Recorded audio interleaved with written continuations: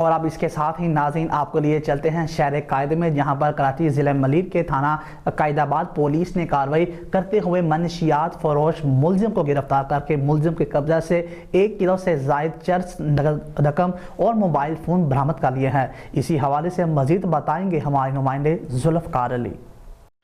جی بالکل، قائد آباد پولیس نے رات گئے کارروائی کرتے ہوئے منشیات فروش ملزم کو گرفتار کیا ہے۔ اس حوالے سے ایس ایچ او قائد آباد ذاکر اللہ خان کا کہنا ہے کہ پولیس نے لنڈی انڈسٹریل ایریا روڈ ٹریفک چوکی کے قریب کارروائی کی ہے اور کارروائی کے دوران منشیات فروش ملزم عثمان کو گرفتار کر کے اس کے قبضے سے 1 کلو سے زائد چرس، نقد رقم اور موبائل فون برآمد کیا ہے۔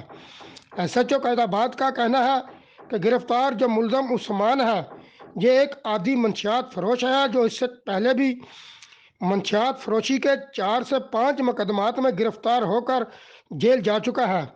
ذاکر اللہ خان نے بتایا کہ گرفتار ملزم کے خلاف مقدمہ درج کر کے تفتیش شروع کر دی گئی ہے۔ جی